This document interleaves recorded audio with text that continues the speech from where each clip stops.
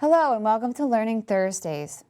Today's presentation will look at the Community and Reinforcement and Family Training model and will be presented by myself, Crystal Hewitt-Gill of the Learning and Development Unit from New York State OASAS, and Marcus Doherty, the Assistant Director at the Center on Addiction in New York City. We will be beginning the presentation in just a moment, but first a quick word about Learning Thursdays.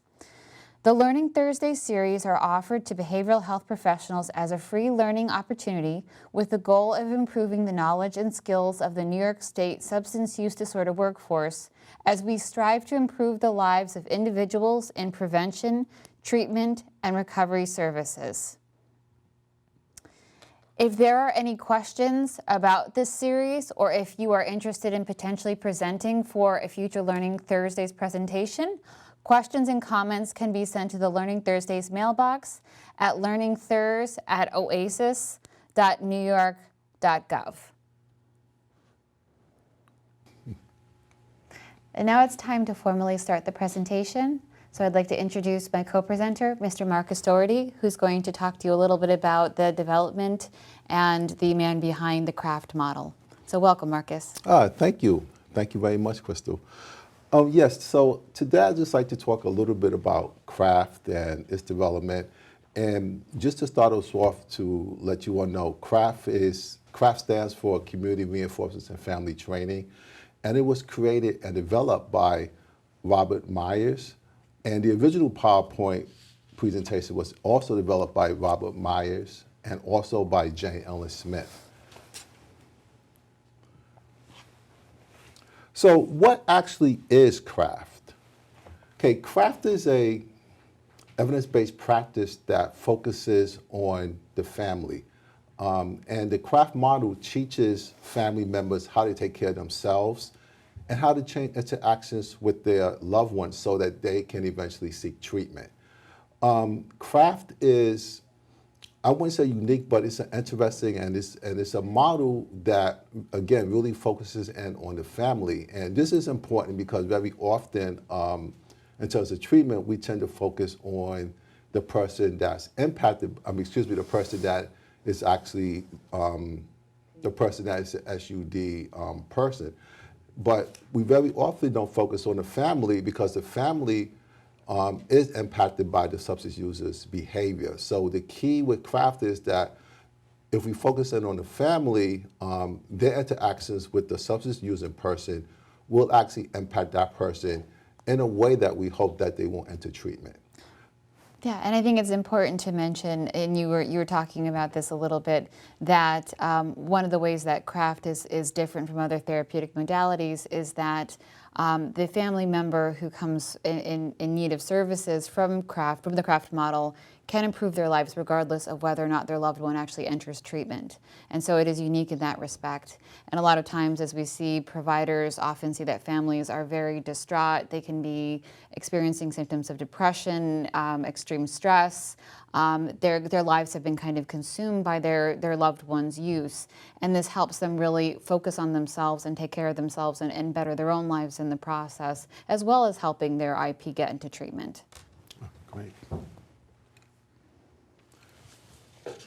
So one of the things that CRAFT really focuses on in terms of families is to help them to learn about their own behaviors that may unintentionally be promoting substance use, which is also key as well. The other thing I'd like to mention too is that CRAFT really focuses in on behaviors, and it focuses in on behaviors not just of the family member, but also of the person, or who we term the IP, that we're hopefully trying to get into treatment.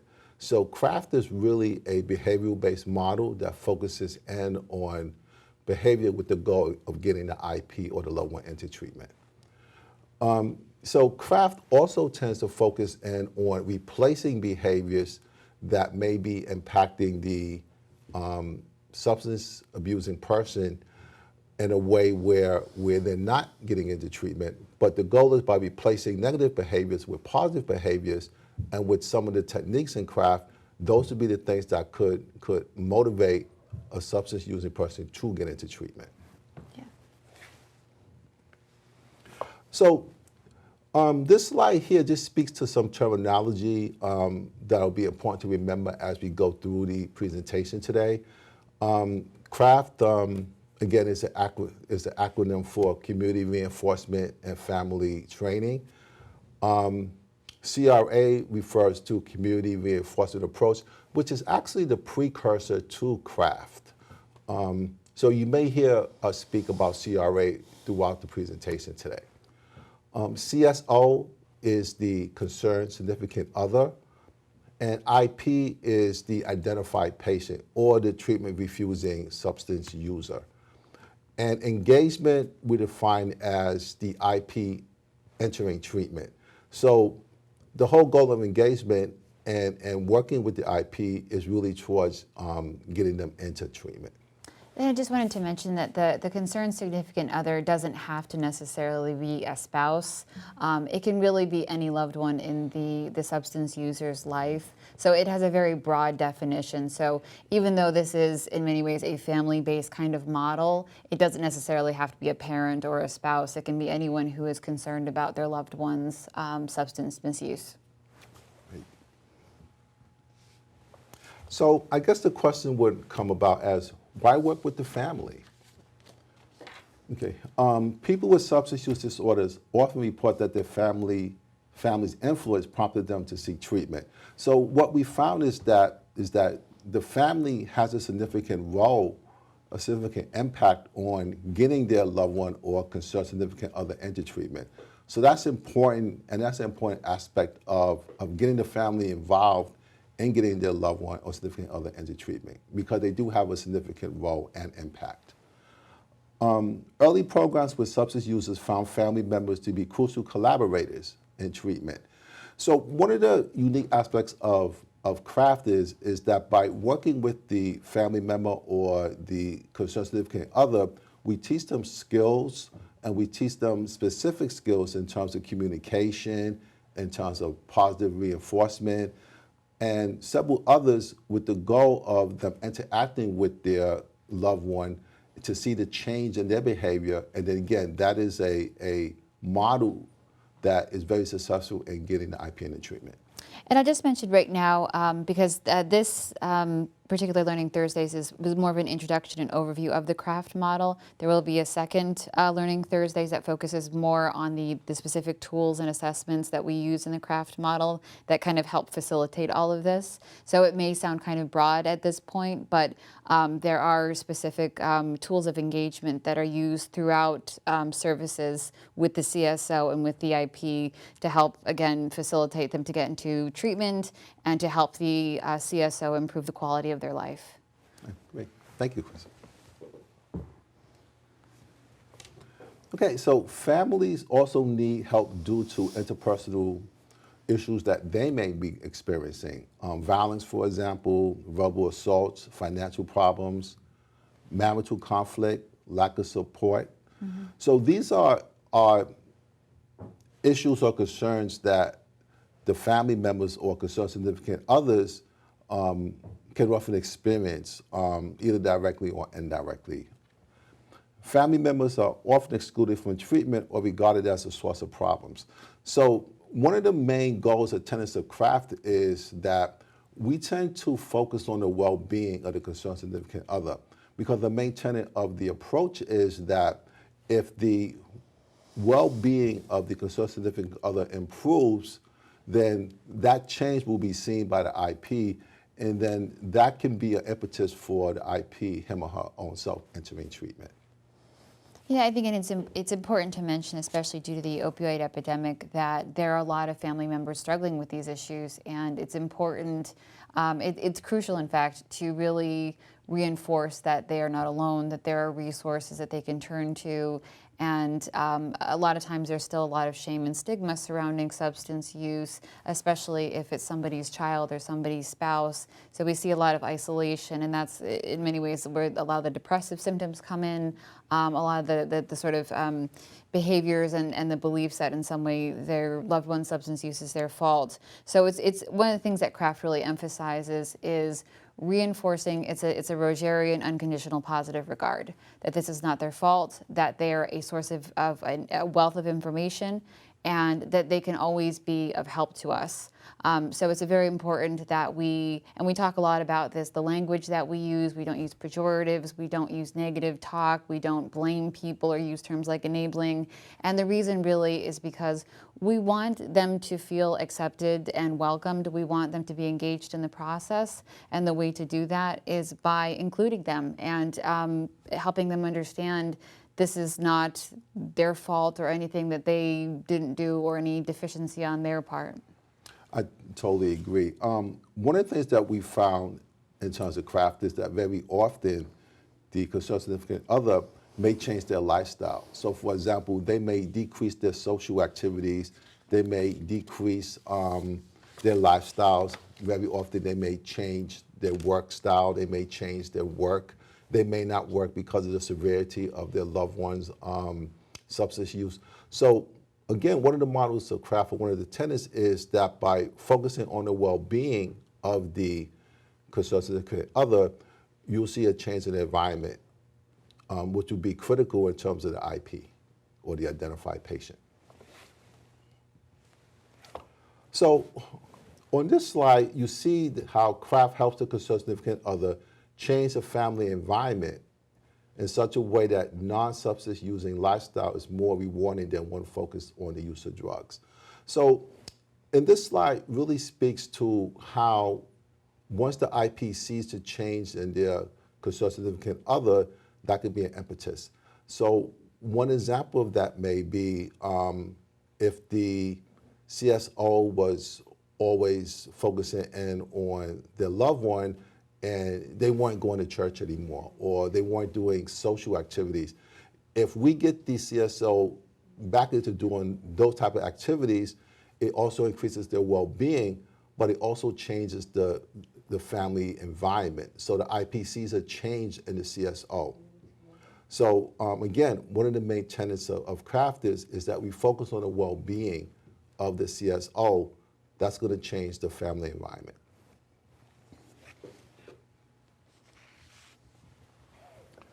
So just to focus and briefly just on the three main goals of craft.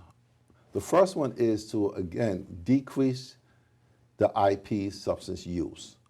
So very often, the decrease in the IP substance use may be a result of a change in the CSO's interaction with the IP.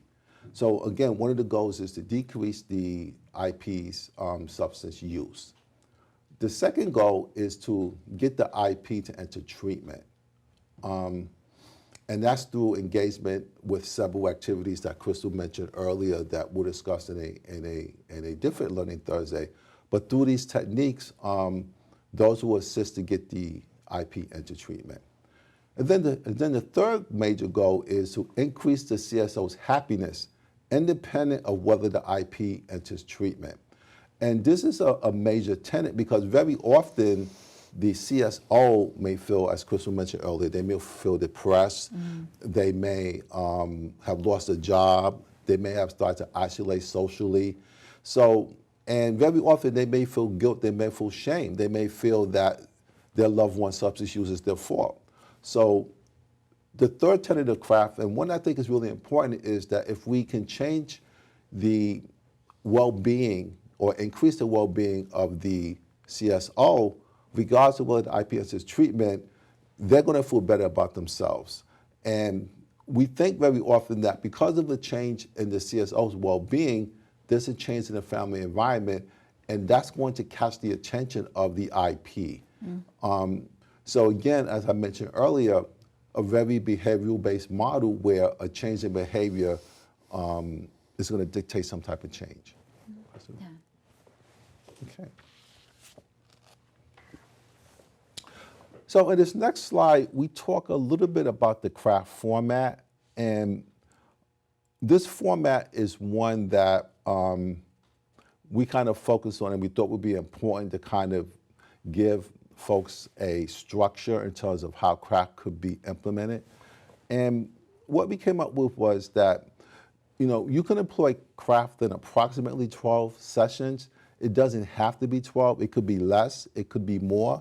based on the goal of the CSO and the therapist, and based on the goal of getting the IP into treatment. So based on where the CSO is at in terms of their readiness, based on what skills need to be developed, it can go anywhere from 6 to 20 or 30. But the goal, again, really is that on average, we see about 12. But again, that's not a hard stop in terms of number of sessions. It really depends on where the CSO is at. Okay, it's a flexible format. Each session is about 1 hour. It can go shorter based, again, on where the CSO is at. Sometimes they can go 15 minutes based on what you're working on. Sometimes they can go 45. But usually an hour, I would say, would be the max on the average. Typically 1 session per week.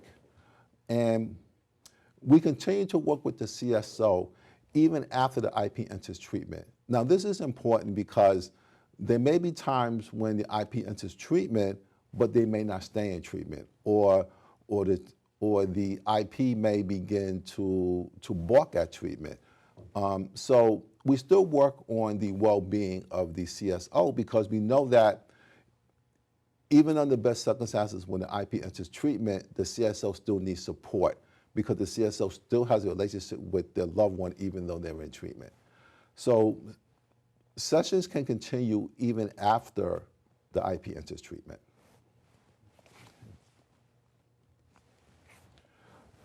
Craft has also been adapted to other modalities and other groups. So as you see on this slide, craft can be implemented in group settings, craft with an IP member who is already in treatment, craft with additional groups, with trauma survivors, individuals diagnosed with PTSD and problem gamblers, and also peer-run craft groups as well. What I want to focus on just briefly in terms of this slide is going back to craft with an IP member who is already in treatment. There may be times when the IP, as this point mentions, is in treatment, but the CSO still needs support. It still needs reinforcement in terms of how to keep that behavior that the IP is engaging in, i.e. treatment and other positive behaviors, how to reinforce those. So even though a CSO may come to a craft therapist with the IP already in treatment, we still continue to work with that CSO because they still need support. And I also love, I think craft fits in very well with a trauma-informed perspective, as is mentioned with trauma survivors and people with PTSD, because again, it uses that unconditional positive regard. It's a very gentle, conversational, it's a very non-blaming sort of modality. And so it can be really used in a host of different circumstances and situations for people who may be on the fence about, quote unquote, seeking therapy or seeking treatment, or may have even had a negative experience in the past that has kind of precluded them from coming back to therapy. And Chris, I think that's an excellent point that can't be over-highlighted. The fact that the craft model is really a person-centered model. You know, you had mentioned earlier about Rogerian. It really is, and it really focuses in on where that CSO is at. Yeah. So it's not prescriptive. It's very much, you know, person-centered, which I think is important. Yeah. Okay. So let's talk briefly about the purpose of CSO sessions. As Crystal mentioned a few moments ago, the goal is always to empower the CSO in the session. So the CSO should never leave a session feeling worse than when they came in. Okay, so you know the goal is a positive reinforce, is to talk about the CSO's strengths, to talk about the fact that they're still engaged, they're still motivated to get their loved one into treatment. Those are all strengths that should be highlighted. And you know the fact that they're there and they still want to work to get their loved one in is a significant strength. So that should always be highlighted. The thing that also becomes important as well is that because that CSO is motivated, we want to arm them with as many skills and techniques to help their loved ones get into treatment, but to also focus on their well-being as well. So we focus on some things like communication skills, positive reinforcement, which we'll talk about a little later. And as Crystal mentioned, CRAFT has several interventions and techniques, which we talked about at a later time. We also want to train the CSO in behavior change and coping skills. Coping skills are important because very often CSOs come into treatment and they may be frustrated, they may be angry, they may be upset, they may be at their wits' end. So one of the tenets, again, of CRAFT is to focus on the well-being of the CSO. So a starting point based on what is CSO is that maybe to focus on coping skills for the CSO well-being before we start to focus on interventions for the IP. Yeah. Okay. We want to improve the CSO's quality of life, and that very often begins by first focusing in on the CSO. And we want to prepare the CSO and the rest of the family for treatment engagement. This is I would say, a long-term process, and it usually doesn't happen early on in the CRAFT treatment protocol. It takes some time because it takes time to build up the well-being of the CSO, to give them some strengths and some skills to get to this moment where they can, what we call, make a treatment invitation. And I think it's important just to mention, you know, when we're talking about coping skills, to understand that people react in the way that works for them at the time. So it's very important, again, to frame this in a positive manner, in a positive light.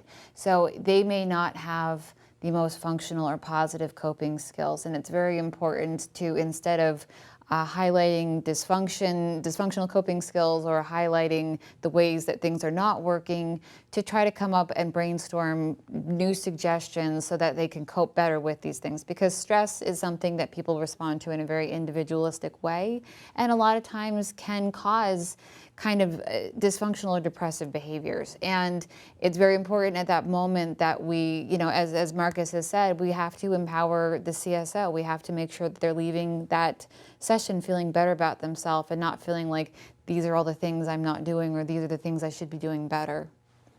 Definitely. Just one example, one quick example to that point, Crystal. You may have a CSO that comes in late to the session. They might come in with 10 minutes left. And you may be thinking, well, there's 10 minutes left. But the point of the matter is that CSO got there. That CSO is still engaged. Even though they were late, the fact that they got there shows that they're still motivated. So I just mentioned that to highlight that it's really key to focus on the strengths. And then from the strengths, we build other coping skills and we highlight other strengths as well. So that's a key part that, again, cannot be overemphasized, is that we're always strength-based, we're always positive, we're always encouraging, and we're always empowering. So let's talk a little bit about the CRAFT procedures and worksheets. And I'll focus on these briefly. So you may notice that there are two procedures that are highlighted, which are communication skills training and use of positive reinforcement. We're going to focus a little bit on those in this Learning Thursday. But the remaining ones are ones that we just want to mention to you, and that they exist within the CRAFT model. One is motivational induction, which is really just an introduction to the CSO of CRAFT and what CRAFT is, and kind of getting their permission and buy-in to work with them within the CRAFT model.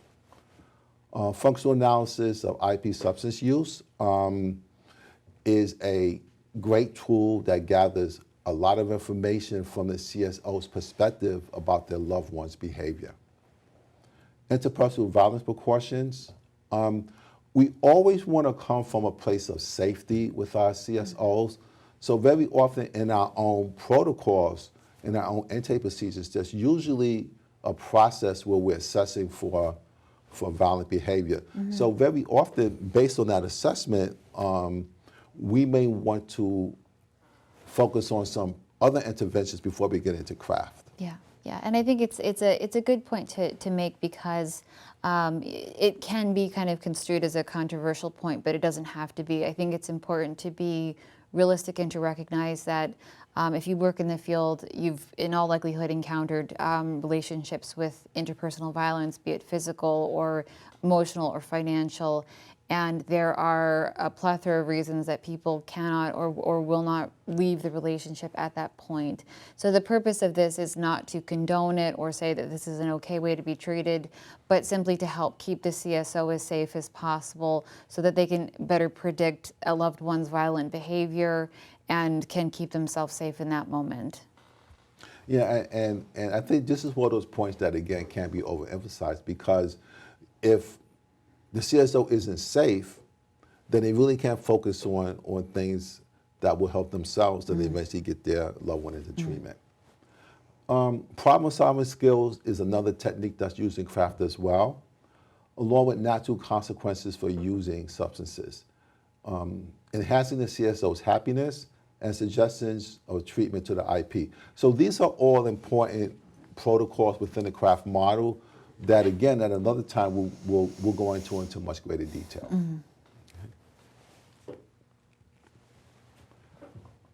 So guidelines for craft clinicians.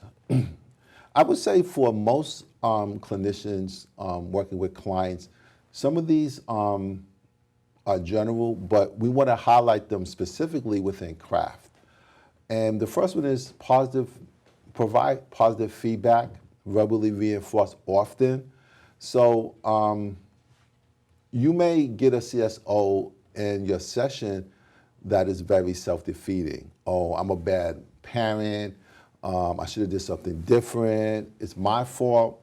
So we want to take the opposite view, and we really want to encourage and use positive reinforcement to highlight that CSO strengths. So we want to focus on the fact that they're motivated, that they're in treatment, that they're here.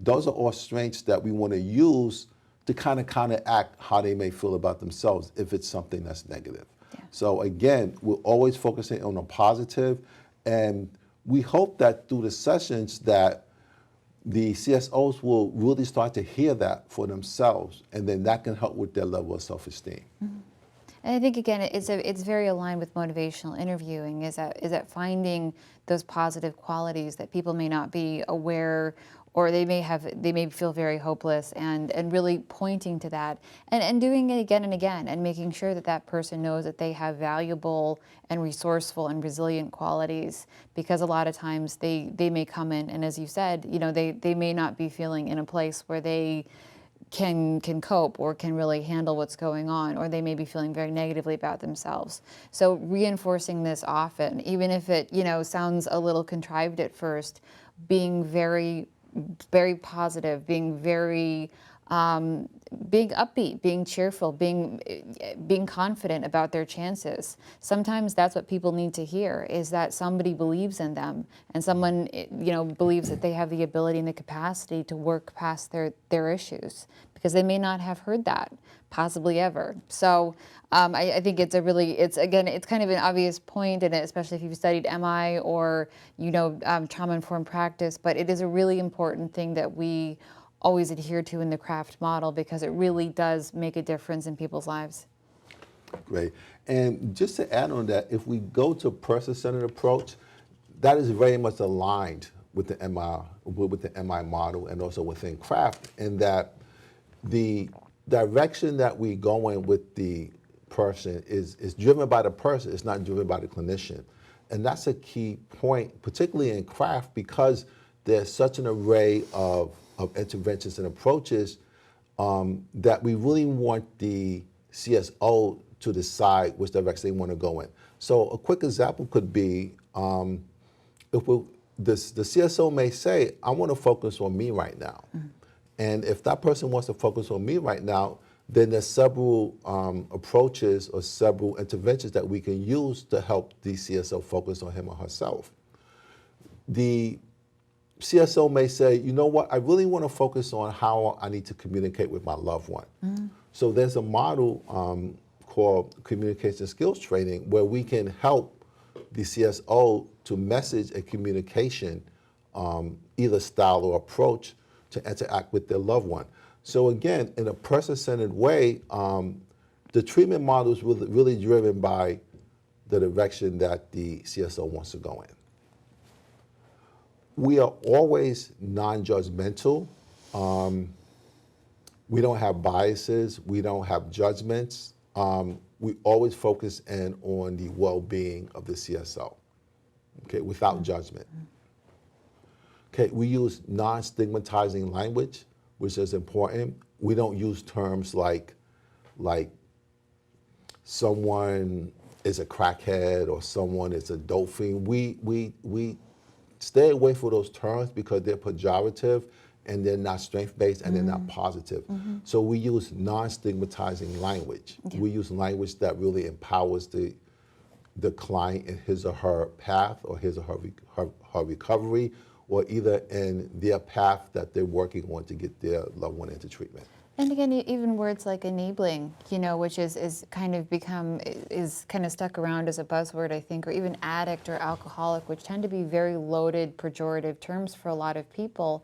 They really evoke a lot of negative feelings for people, and making sure that we're not using that type of language, because it's not empowering. It doesn't really, it implies a lot of judgment on our part. It implies that we're rendering a verdict and we're telling the person what their problem is. And that's not our role as a craft clinician. We also want to avoid confrontation. So if a CSO is describing an argument that he or she has with the loved one, our focus is really going to be on what can we do to help the CSO avoid that argument, but still get their message across in a short, brief way that isn't going to increase the stress level of the CSO. So again, going back to communication style and messaging as one technique in craft is very important and very helpful in that regard.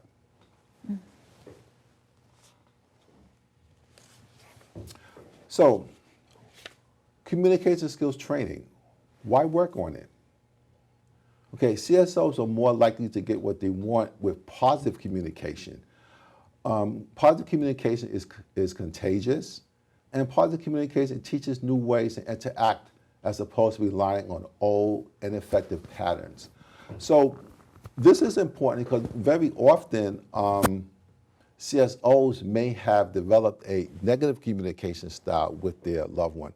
So to give you a brief example, if an IP comes home at 4 o'clock in the morning intoxicated, and the mother, let's say, who is a CSO, is up at 4 o'clock in the morning, sees her son coming in, and engages in an argument with the son. The argument may go on from anywhere from 15 minutes to an hour. Okay, so the IP is already negatively reinforced to know that when I come in, my mother's gonna have this argument with me. So they're conditioned to engage in that type of behavior, and it's not positive or productive for either the IP or the CSO. It may increase the stress level of the CSO. It may lead to other health problems. It may lead to anxiety, to increased depression. So one of the things that we do using communication skills training is to help the CSO to fashion a message that is brief, concise, gets across his or her feelings, and then some type of disengagement from the IP at that point. If that means making a 2 or 3 sentence statement and then walking away. Now that would be different than what the CSO and IP engaged in previously, which may have been a 20-minute argument or a 15-minute argument. So one aspect of communication skills training is really to help the CSO develop a brief, short message followed by a particular behavior. So that behavior may be, once I make my statement, I walk away. And this is what's talked about and what's practiced in a session when we're focusing in on communication skills training.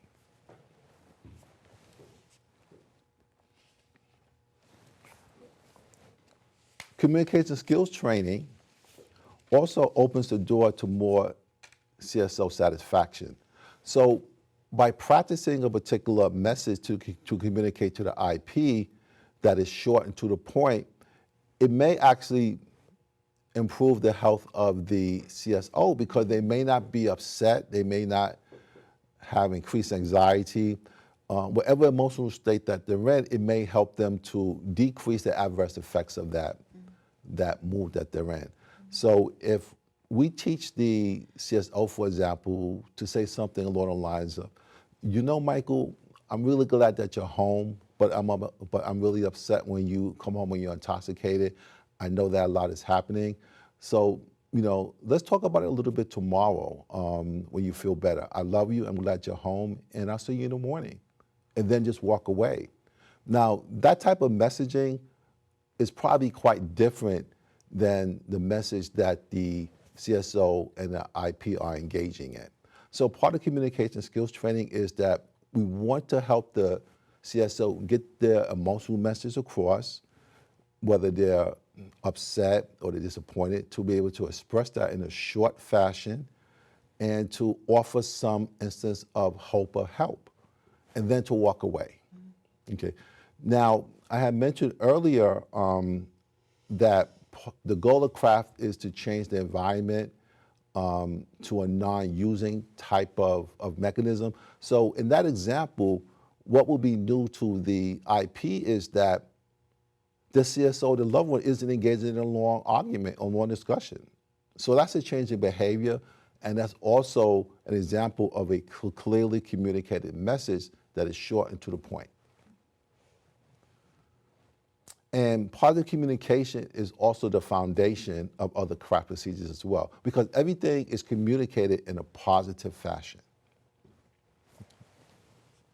And I think it's important when we kind of discuss the purpose of negative emotions, about anger, about yelling and fighting, and what that sort of does in the short term. And in the short term, it tends to make people feel better. They feel like they've kind of let it out, and it's helpful to them in the short term.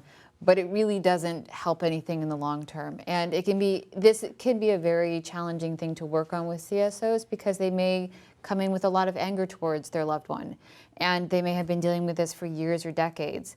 And so it's important that they understand that their anger is validated, and to validate their feelings, but to also understand that getting entrenched in those same old patterns are not going to yield anything new, and they're not going to eventually help get the IP into treatment. It's just going to be more of the same go around.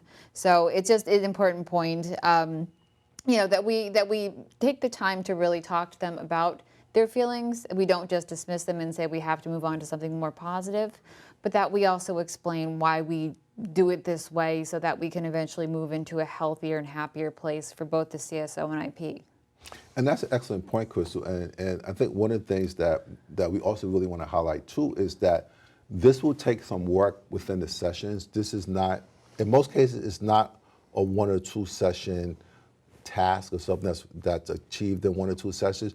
It usually takes some time for the CSO to really get comfortable in terms of conveying the message. But very often they may need to express or kind of vent how they're feeling, and then there needs to be some discussion and dialogue around that before we begin to craft a message with the CSO that they can communicate. Then the other part that we'll talk about later too is the actual practice of it, which is also a key part of craft as well.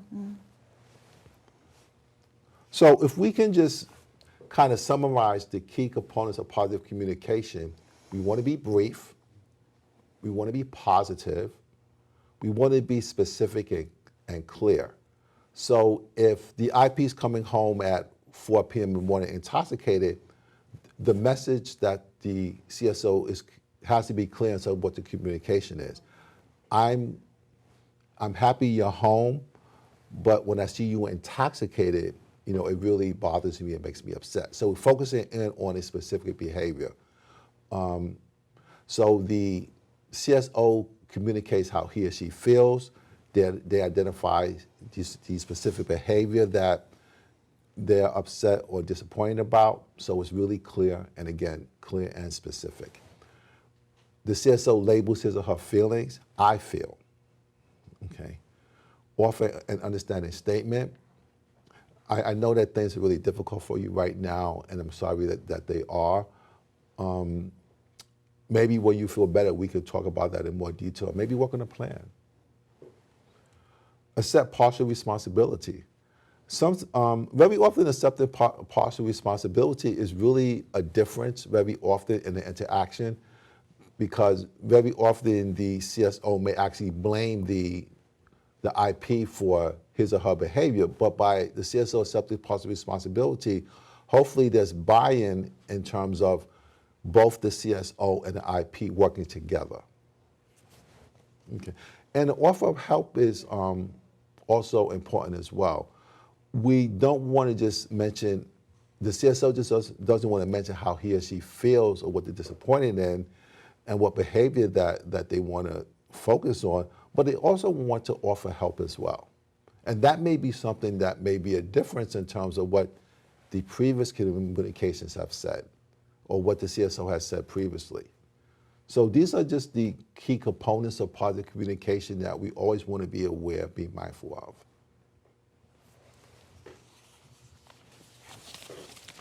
So on this slide, we just want to go through an example of what I will call an example of a negative communication.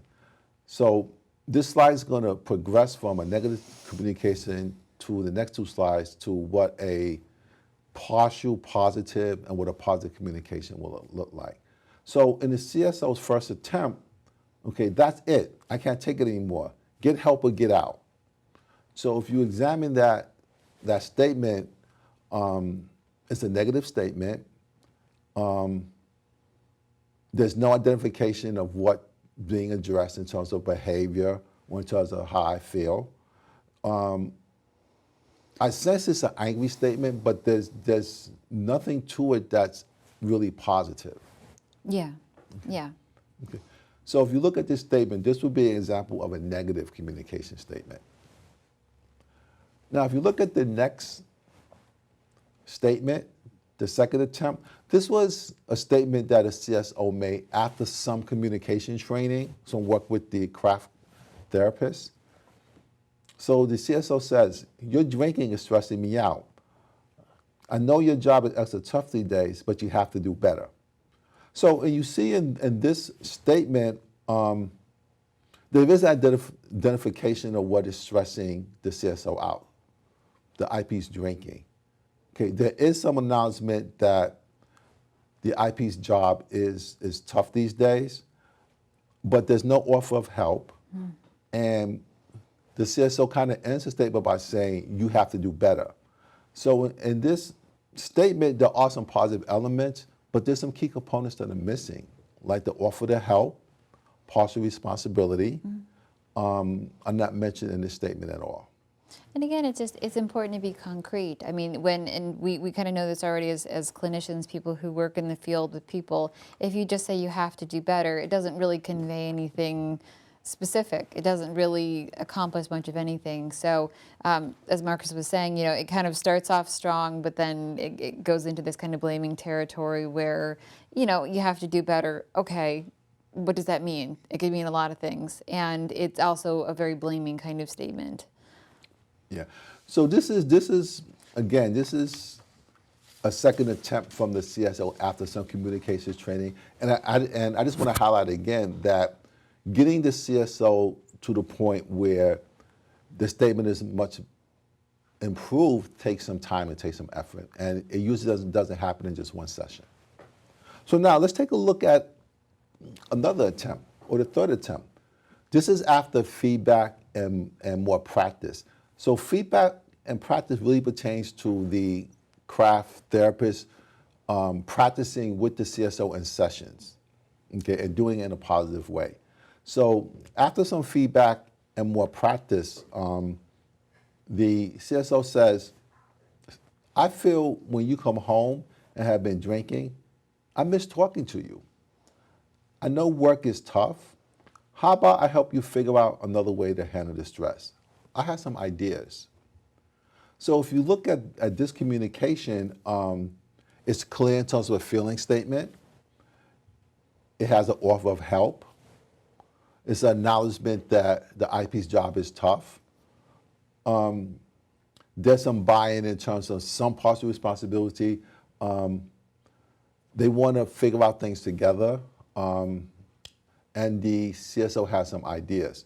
So the other thing I want to also mention too, that the way the message is delivered is very important as well. The tone, is it genuine? Is it caring? Is it warm? Is it empathetic?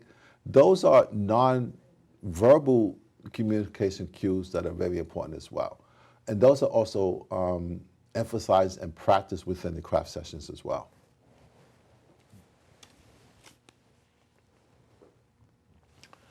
So another key aspect of craft and working with CSOs in terms of delivering any craft technique or any craft intervention is timing.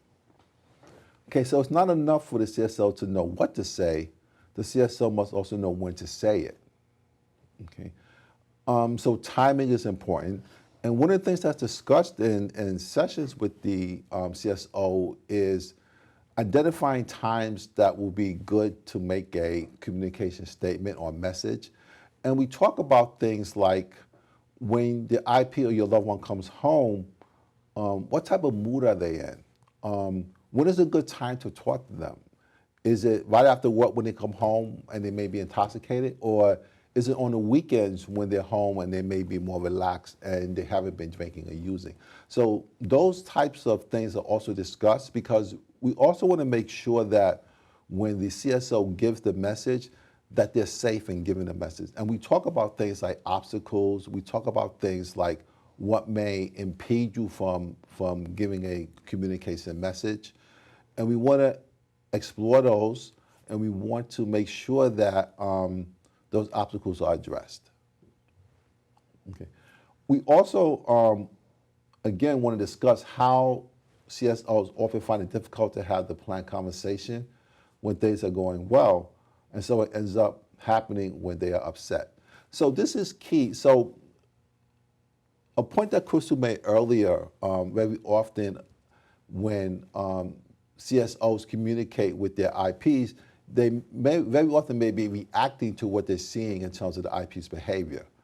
So in craft and in terms of developing a communication message, we want that message to happen even when the behavior may not be demonstrating itself. So if I go back to the timing example, it may not be a good time to have a conversation with the loved one when they come home at 4 o'clock in the morning. You may just want to have that brief communication message that was practiced, and then at a time when the IP or the loved one has not used in a while or is stable at the moment, that may be the time to have that lengthier conversation. But sometimes what CSOs may do is that if they see that things are going well, they may think, well, you know what? I may not need to have this conversation right now, or maybe I can hold off. So this is where discussions in the craft sessions are critical because it's important to be consistent. If a plan was developed, talking about the timing of when to deliver the message is also key. Okay, and usually the optimal time to have a lengthier discussion after it's practiced in the session is when the when the IP has come home or in a situation where they're not intoxicated.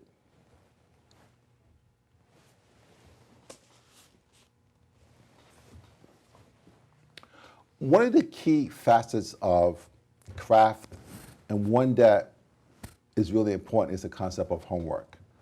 The rationale and the timing of it. So we know very often that much of the work that happens in between sessions is the CSO thinking about practicing what was discussed in the session. So we very often, well, I'm not going to say often, we assign homework in every session. Now, homework can be something as simple as, I want you to think about what we talked about in session today, and let's see if you feel any differently about what we talked about. Or it could be something more elaborate. It all depends, again, on what the skill set is of the CSO coming into sessions. It depends on things like time. It depends on things like motivation level to work on a certain thing. So all these things are discussed in the session, And then whatever was discussed or reinforced in the session, we asked to reinforce via some type of homework.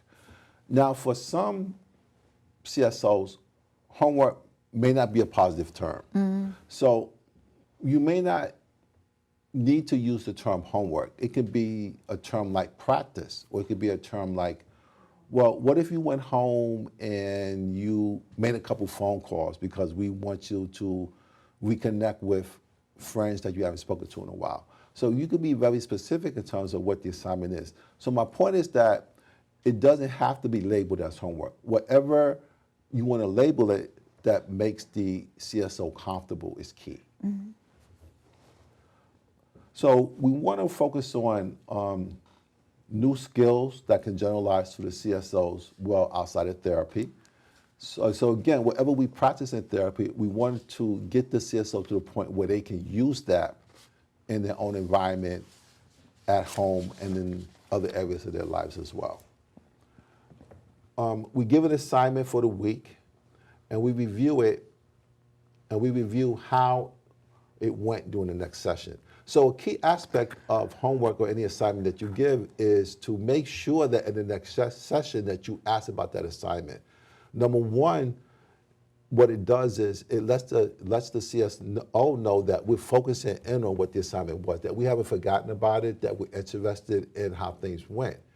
We also want to find out if there were any obstacles or if the assignment was done or if it was attempted. If it wasn't done, then that's okay. Again, focusing in on the positive aspects of craft as a person-centered approach. So if the CSO didn't do the homework assignment, that's okay. Let's talk about why. Let's talk about what are any obstacles that happened that we didn't get a chance to talk about. Did you feel comfortable? Was the timing right? Was there not a time where you thought it could be done? So we always want to explore that, and we want to ask the CSO, would they want to rework the assignment, or maybe they need to do something different. So we always want to keep an open mind. And you can even help the CSO with the assignment during the counseling session. So that's completely fine. And again, as Marcus was saying, it's just very important that if they haven't done it, to not interpret it as disinterest or lack of motivation, that a lot of things can come up during the week, or maybe they felt intimidated. It could have been a range of things, and to just help them as much as you can to discuss it and then get it completed, because it is an important aspect of the craft protocols. Definitely. So every craft session, you want to start off with homework, reviewing what the assignment was from the previous week, and you want to end the session by assigning homework or however you tend to label it. Another aspect that particularly happens towards the end of a craft session is that once you assign homework or whatever you call it at that point, you want to make sure that the CSO is very clear in what the assignment was. And you also want to make sure that you want them to attempt to do it during the week. So you don't want the CSO to come out to the next session and you say, well, how the homework went? Oh, I didn't get a chance to do it because I didn't know I was supposed to do it. So you want to really be clear and specific in terms of when it's going to be done. You want to review it in next session. So again, you just want to be clear.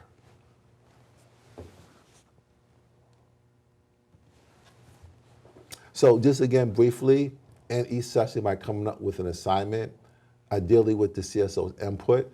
I would say it should be the CSO's input. It has to be a main part of the assignment, because you want to make sure you have the CSO's buy-in. Okay.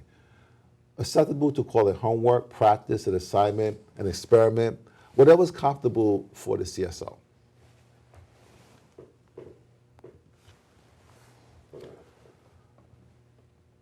So we talked about communication skills training. Now we want to turn our attention to use of positive reinforcement.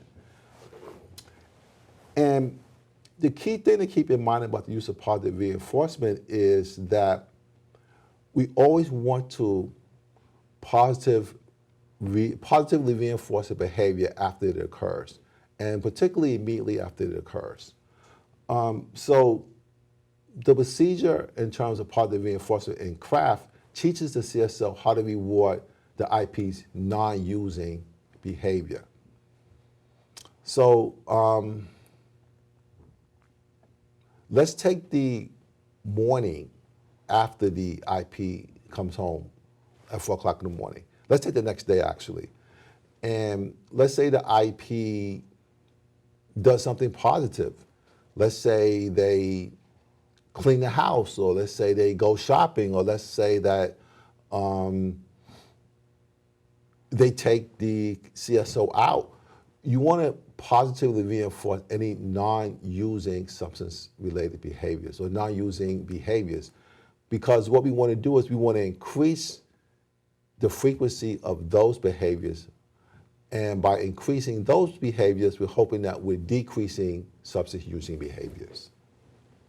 Okay, another part of positive reinforcement is that the CSO learns the importance of withdrawing rewards if the IP starts to use. So one of the most powerful positive reinforcers that we can use, and a pretty inexpensive one, is the use of praise. You know, Crystal, you did a very great job on your room today. I just really want to thank you, and I really appreciate it. Right. That was great. Yeah. Okay, so that would be an example of a positive reinforcer via the use of praise. And I just wanted to make this distinction, because I think sometimes withdrawing rewards can be confused with punishment, and it's essentially just drawing everything back to neutral. So if there was a reward planned, if the IP did not engage in using behavior, all you're going to do as a CSO is withdraw the reward. You're not issuing a punishment. You're not speaking to them for the next 2 days. It's nothing like that.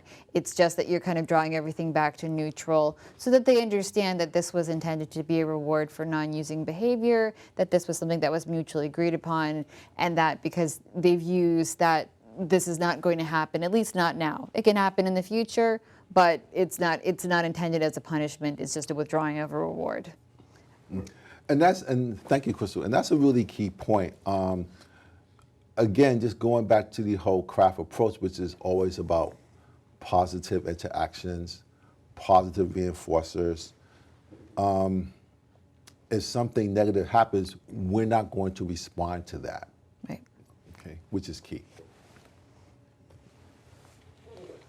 So use of positive reinforcement, just please keep in mind, a reward is only a reward if the person for whom it is intended really wants it. So this kind of speaks to the CSO really knowing what the reinforcers are for their loved one. So if the IP really likes praise, it really likes compliments, okay, that's something that that IP wants or that loved one wants, then the CSO should definitely use that when the IP or loved one is engaged in non-using behavior.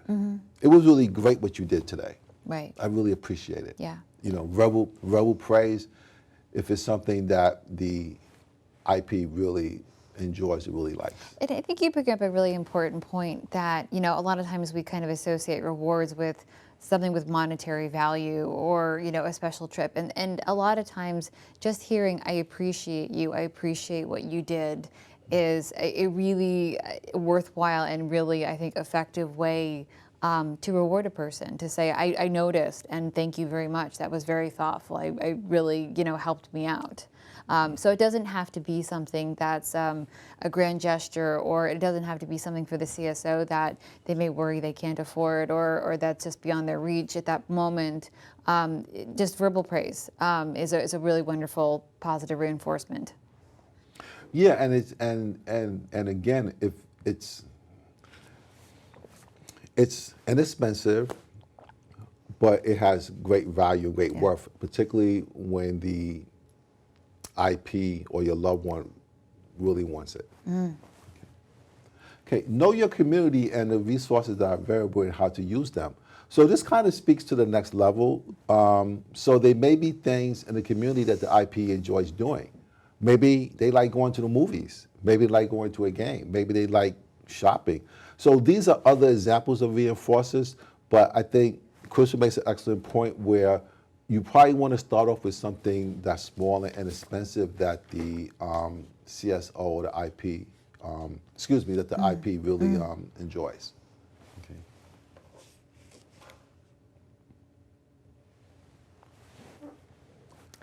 So I think we kind of talked about this. So what about enabling? So craft does not use this term as it sounds pejorative. Typically, it will represent a CSO behavior that unintentionally supports drinking and drug use. So we would recommend any craft clinician use that sort of softer language that unintentionally supports drinking and drug use rather than something like enabling, which it tends to imply a certain level of responsibility or blame on the part of the CSO. Did you want to add anything to that? No, I think you were Okay, great. perfect with that. Okay. So, how to begin using positive reinforcement? What are the CSO's current responses to the IP's substance use and non-use?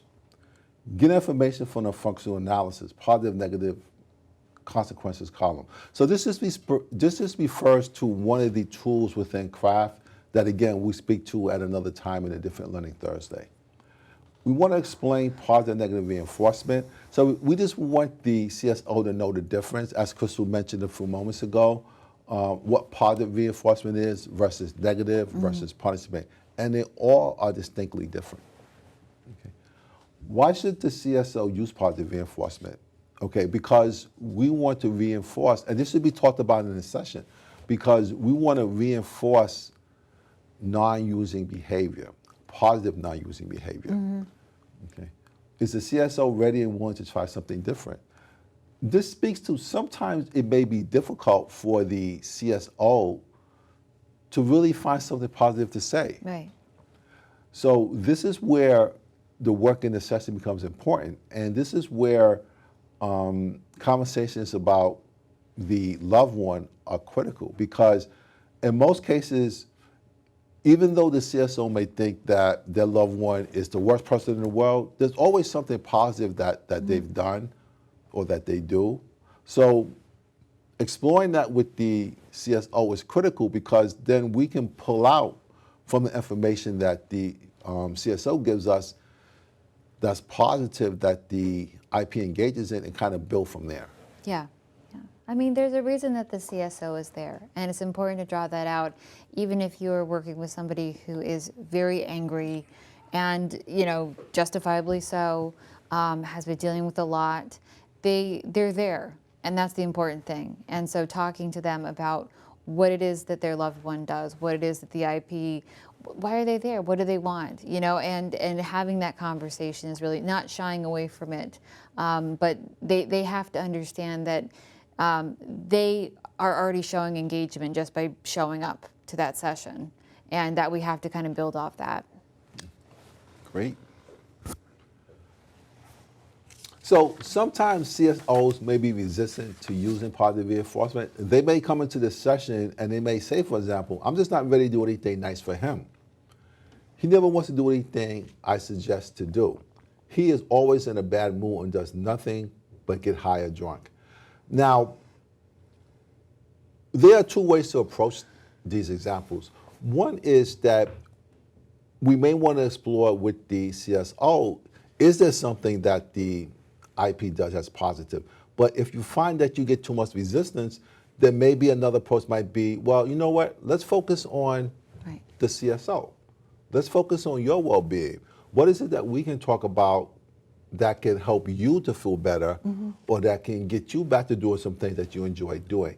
So the point that I want to make here is that if you encounter much resistance, don't push it. Right.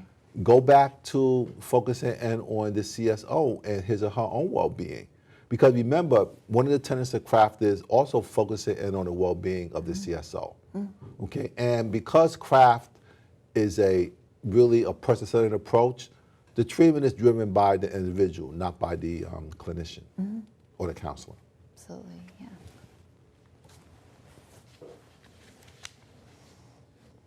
Okay, so you always want to keep sessions upbeat and positive while asking a frustrated CSO to do all the work. So part of the work in the session may be that you want to focus on the strengths of the CSO. If the CSO is really frustrated or really angry with their loved one, significant other, that may be a good time to really focus on the strengths of the CSO. I understand and I see that you're really frustrated, you're really angry. But you know what? There's a positive part about you because you're here and you still want your loved one to get into treatment. And that's a strength. How many people wouldn't do that? But you are. So you really want to focus on the strengths of the CSO at that point if they just aren't ready to develop something positive to say to their loved one, or if they can't see anything positive at the moment. What it just means is that, it may be time to just really focus in on that CSO. Yeah. Yeah, and I think that taking a break sometimes, if they are really angry, if they just feel like, I don't know if I can do this is just too much to ask of me right now after I've been through so much. Yeah, talking about what's the ultimate goal here? What do you want out of this? Okay, well, let's leave the IP out of this. Let's talk about you. What's your goal? What would this ideal look like for you? And having those conversations can kind of redirect them in a way so they get away from that kind of anger and resentment and aggrievement, and they start thinking about, oh yeah, this is really what I want. This is something that I think our lives could be a lot better and a lot happier if this happened. And so these are the steps I have to take towards it. And it's a good way because it helps. Again, it's not going head to head with people or using resistance or fighting with them or trying to wear them down. It's talking to them in a conversational and polite and respectful way about what they want. And I think that it's still a very person-centered approach. I agree.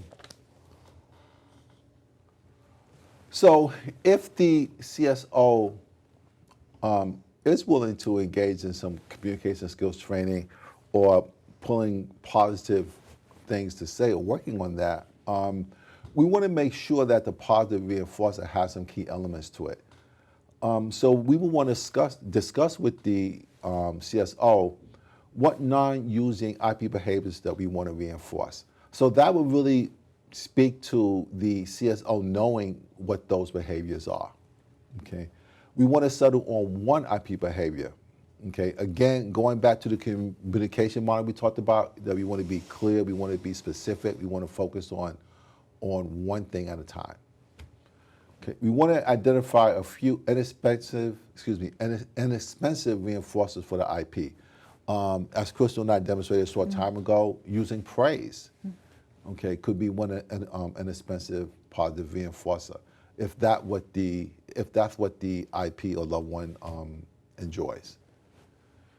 Okay, they have to be experienced at rewards by the IP, not the CSO. So the CSO may love to say something positive to the IP, but if that's something that the IP doesn't want, then we really have to get the CSO to focus on what it is that the IP would enjoy. Okay. Develop a plan for implementing the reward. What is the ideal situation? Okay, so you would really have to work with the CSO to identify which non-substance using behavior you're going to positively reinforce. And again, this happens in the sessions and it could take practice, and it may not happen in one session. It may take some time for that CSO to feel comfortable to start the reinforcing behaviors. And again, just going back to the previous slide, if they just aren't ready, then that's okay too. Then we focus on the CSO and not the IP or loved one. Crystal? I think you did great. Okay. Awesome when that happens. Yeah. So timeout from positive reinforcement. Important to withdraw positive reinforcement if IP resumes drinking using behavior. So withdrawal is different than negative reinforcement. Okay. So if that IP goes back to using behaviors, we're not going to reinforce that in any way. We're just going to withdraw our praise or whatever it was that we were positively reinforcing the non-using behavior for. So how this may look, for example, is that if that IP comes home intoxicated, we just might not say anything. Or we're definitely not going to say things that were based on positive non-using behaviors. Okay. What that will also mean is that we're not going to engage in negative reinforcement. So we're not going to engage in that argumentative behavior that the CSO might have been engaged with the IP in earlier in treatment. we want to also check for potential problems that this may create. So this kind of speaks to making sure that our positive reinforcement statements are what we call genuine and authentic. Okay, we may not want to positively reinforce every positive behavior if it's the same behavior that happens consistently. There's a concept in behaviorism called intermittent positive reinforcement, and sometimes you can strengthen a positive behavior by reinforcing on an intermittent basis. That may become the more stronger reinforcer as opposed to reinforcing every single time.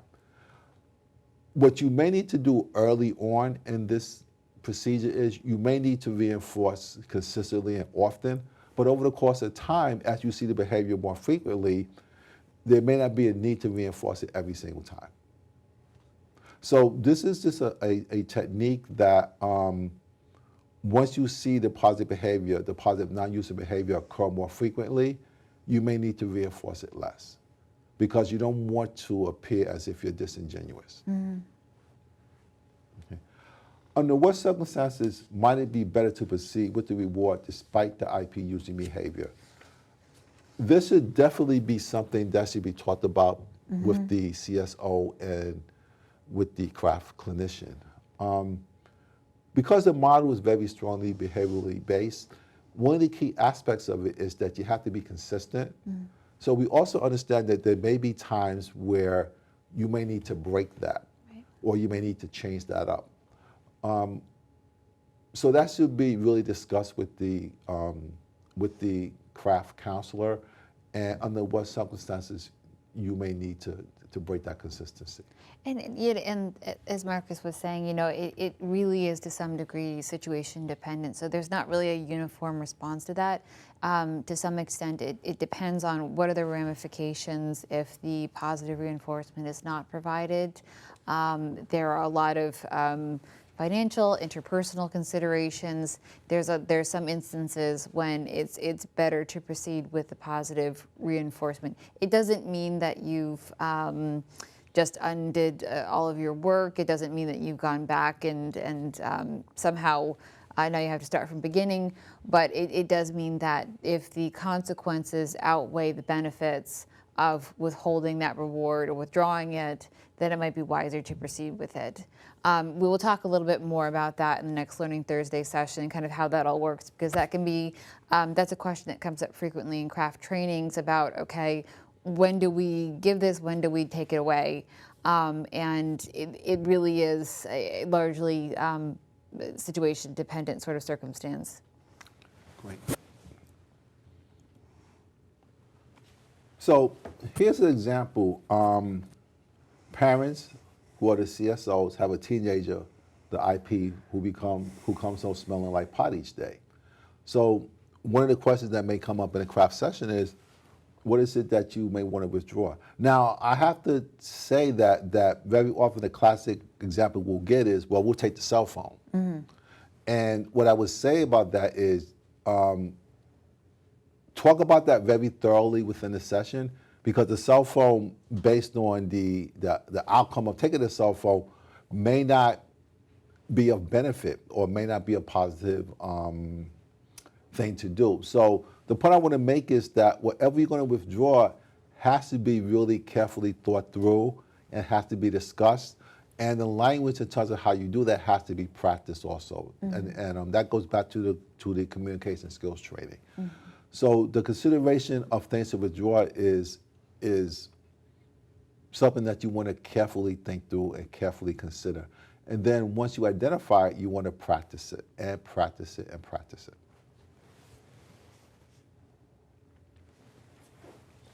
Okay, another example, the wife who's a CSO has an alcoholic husband, the IP, who always wants her to accompany him to company functions. So again, careful discussion, thoughtful discussion in the session with the craft therapist. Maybe there might be a decision that, the wife may not accompany the husband to company function. But again, it has to be thought through. What will be the ramifications, or what will be the possible potential consequences of that? Would the husband get violent?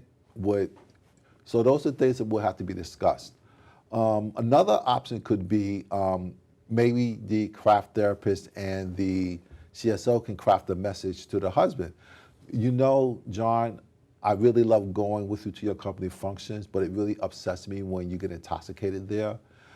If I see that you have more than 3 drinks, I'm going to leave and take a cab and go home. So that could be an example of a communication message that is very clear, that's identifying the behavior, and what the consequence would be if the husband is seen drinking more than three glasses of alcohol, for example. Okay, third example is one of an older brother who's a CSO, who has a younger brother who's an IP, who shows up high to assist with Little League coaching. So again, carefully thought out in the sessions, crafting a message, a positive one, that is going to really speak to a consequence that will need to be employed. So something along the lines of, I'm going to use Michael as a younger brother. So, Michael, I really love it when you come and assist me with the Little League team and coaching. I mean, the kids really, really love it. They enjoy you, but it doesn't benefit them or you or anyone if you come and you're intoxicated. So I'm really going to ask you to come to. I really love you to come out, but you really need to come out, when you're not intoxicated. But if you do come when you're intoxicated, I'm going to ask you to leave. Okay, not because I don't want you here, but because, you really can't be around the kids in an intoxicated state. It's not healthy for you or for anyone. Okay, so that could be an example of working with the craft therapist to construct a message in terms of what's going to be withdrawn. Okay, and again, it's always done in a positive way, and using some of the elements of the communication skills training around crafting a message would be important. And so here we kind of move into the IP treatment considerations. So all going well and the IP is willing to engage in treatment. Here are some important considerations. Is it an evidence-based treatment modality that they're going to engage in? It should be compatible with craft. So some models may not really be all that jibe well with the craft model. Is it cognitive behavioral? Is it behavioral? What is its chief modality? What is its belief system, its philosophy? Are therapists able to do couples work as well? Because again, it's important to keep the family engaged. It's important to keep the couple engaged. One thing, as much as counselors are able to, and sometimes this is not always up to us, but is there a waiting list? It's really important, as we know, to kind of strike while the iron is hot. And if we have an IP who's willing to get into treatment or needs detoxification or needs inpatient, we can't wait 2 weeks and hope for the best. We have to kind of make sure that there's something available, that there's a bed, and that there's a place for them to go when they have that motivation and it's already ready. And finally, affordability.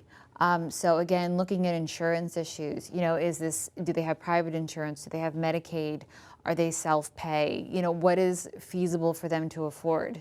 Because again, one of the things that we don't want to do is have a great plan, but it's either something that's going to put them into a lot of debt, or it's something that's not affordable, or their insurance doesn't accept, and then you're kind of back to square one. So those are just some considerations that a craft clinician would need to look at when they're examining different IP treatment options for the individual. Okay.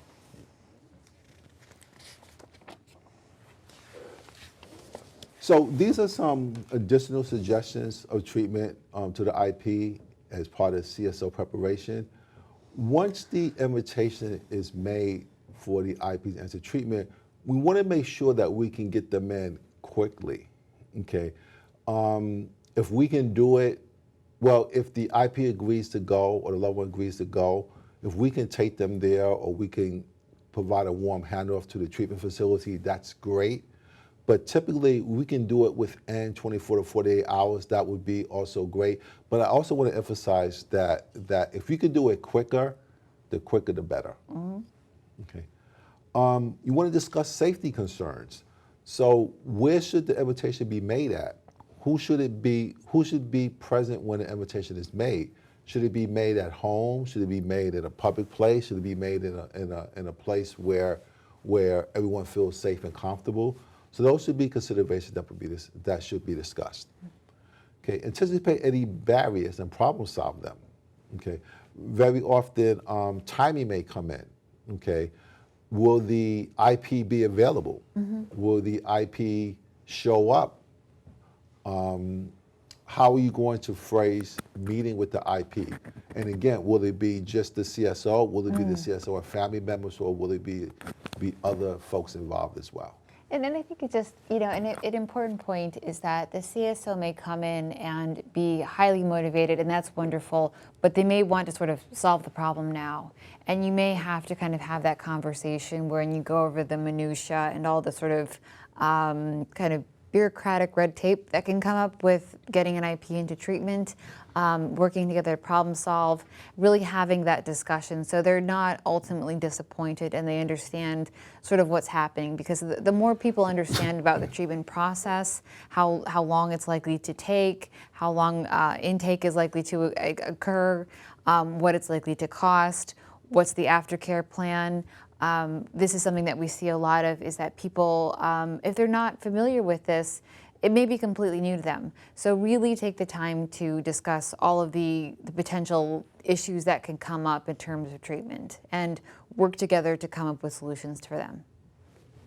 And so the final point is to really inoculate and work with the CSO against potential treatment refusal, because they can do everything right and things can be going very well, but the IP may not be ready to enter treatment, or they may be very ambivalent about the concept of entering treatment. And so it's important to understand that, again, this doesn't bring it back to zero. This doesn't mean that no progress has been made. The CSO can still continue on their path to improving their own quality of life, and to understand that this is not the only one shot that they'll ever get with this. It may mean that it needs to be approached from a different angle. It may mean that it needs to be approached in a few months or a few weeks. But it's really important to not allow the CSO to interpret this as a failure, because it isn't. It's a very common thing, and as we know, people often go through treatment multiple times before they are successful in it, before they achieve long-term recovery. And people can change their minds very quickly about this. It's hard for them. And it really is asking them to change an entire aspect of their life. So just having those conversations with our CSOs, making sure that they understand kind of what the deal is. And if they have any questions about anything, to the extent that you can, answering them to the best of your ability, so that everything is kind of as square as it can be. And again, really, that's a point that we can't overemphasize, because very often CSOs come into treatment already feeling like failures, already feeling that they tried everything. Yeah. And even when we work with them around different craft techniques, they may not always work, but we always want to emphasize that it's no fault of the CSO. Right. Which is key. Yeah. And we always emphasize that. And I kind of think of it as that sort of like movie image of rehab, where people go, they just want to go into a rehabilitation center and they come out 28 days later and everything is fine and they're clean and they stay clean. And we know that that's not really life. And I think that it's really important that they not internalize that the CSOs not internalize that, and that the IPs as well don't internalize that they understand that that's part of addiction as well. And that it's not a moral failing on anybody's part. So some additional suggestions also include practice the conversation the CSO will have with the IP using positive communication skills. So I just want to emphasize that by the time you get to this stage in the craft model, you've probably met with the the craft clinicians probably met with the CSO many, many times over. At least towards the end of the 12 sessions, or maybe longer. But the point I want to make is that it's very rare that this happens very early in treatment. This is usually after several weeks or months of treatment. You want to incorporate motivational hooks. Now, there may be times that the IP is so intrigued or so interested in the change of the CSO, they may actually ask the CSO, well, why are you behaving differently? Right. Why are you not arguing with me? Why do you seem like you're focusing in on you and you seem so much better? So that may be what we call a window of opportunity, or maybe a motivational hook at that point to maybe, talk about what you're going through with craft, or talk about why you're focusing in on yourself and how it's making you feel better. And that might be an opportunity or a possibility to invite that loved one into the treatment process. So an example might be, well, you know what, I'm seeing a therapist and it's really working for me. Would you like to see someone yourself? Maybe it might work for you. You might want to give it just one try. So that would be an example of a motivational hook. But the hook is really based on the IP's or loved one's interests and being able to verbalize that. Timing and using one's opportunities we just mentioned. So again, those are key aspects of preparing to make the treatment invitation. Motivational hooks. These are just some venues or some ideas in terms of how the invitation based on a motivational hook could be used. You could informally meet with the CSO's therapist, even outside the clinic, have his or her own therapist. So these are points that you can stress to the IP or your loved one. And additionally, if the IP is kind of on the fence about seeking therapy, or if they possibly have a negative view of it, they could the CSO can always just suggest a sample treatment, trying one session. If you don't like it, you don't have to go back. They can focus on topics besides just alcohol or drugs. So they have to, it's important again to understand that it's not going to be a bash fest when they go in, and they're not going to be accused of this and that. They can talk about their job, depression, stress, anger, whatever's going on in their life. The point is not to judge or again render a verdict. And there will be no confrontation or judgment. So they can feel free to talk about what they want to talk about. And that works very well in kind of helping reduce any kind of resistance and any kind of hesitation that can come along with the IP and some of their reasons for not wanting to go into treatment.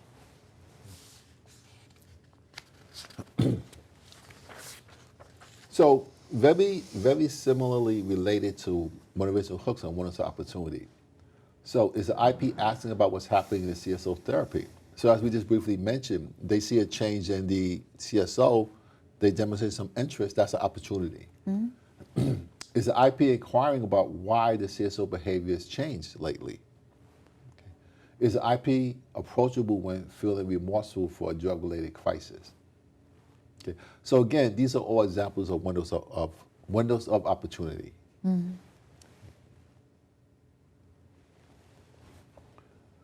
Okay, so these are just some examples of common reasons why IPs enter treatment. And these are interpersonal examples. I was having little success on my own to stop using drugs. I was losing control of my life. I felt I needed help. I need to get help because my life has become unmanageable. So again, I want to highlight that these are interpersonal reasons why. Okay. So let's move to common reasons for entering treatment and some additional intrapersonal reasons. Okay, I tried to save my marriage. My wife thought it would be good for me, and I didn't want to go to AA meetings.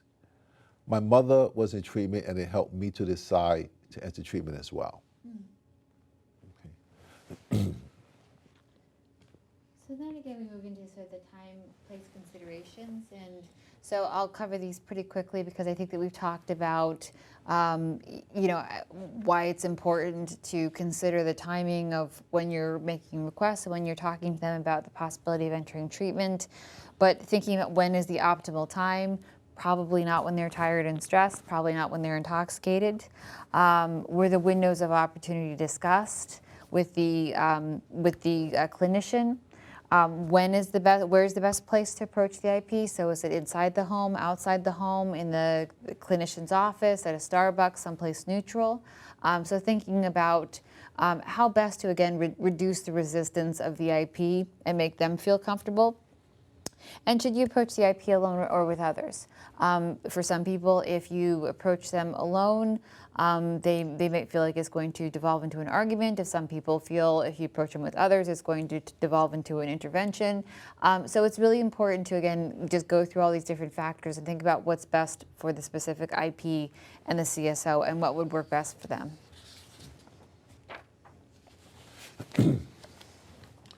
So again, just to kind of briefly highlight examples of inviting IP to the treatment, we've kind of gone through these already, but just to kind of highlight again briefly, motivational hooks, what is the opportunity, and positive communication skills, which would be one of the craft tools that can be used to help the CSO to make that invitation into treatment.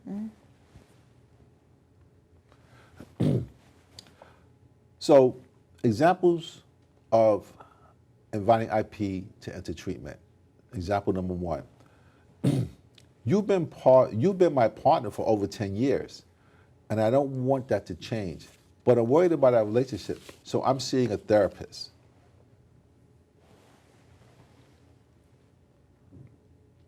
Example number two. Would you be willing to come to one session with me? Or maybe you would like to talk to a therapist of your own, just once. Example number three. I know you're really stressed at work and that things really bother you sometimes. I worry about you. I love you. Would you like to see someone about how to handle the stress from work? Therapists let you talk about all sorts of things. You only have to talk about what you want to. So these are examples of invitations to enter treatment. And of course, I'm sorry. Oh, no, yeah, I was just going to say, and of course you can see they're very low key, they're very, they're not, it's not about tackling everything all at once, and they're very non-accusatory, and it's, again, the tone is very important, and just talking to them like, if this is something that you would find helpful. And that can often be more persuasive than I feel like you need to go to therapy or you need help because it's something that is intrinsic to the IP. So the final checklist when reviewing the plan for inviting the IP to enter treatment, rapid intake is ready. So if they're willing to go, make sure that the plan is in place to get them into treatment and that it's done relatively soon. Hopefully right after the IP accepts, but within 48 hours. Safety concerns were discussed. Make sure that the invitation is made in a safe place for all concerned and that all feel safe in making the invitation.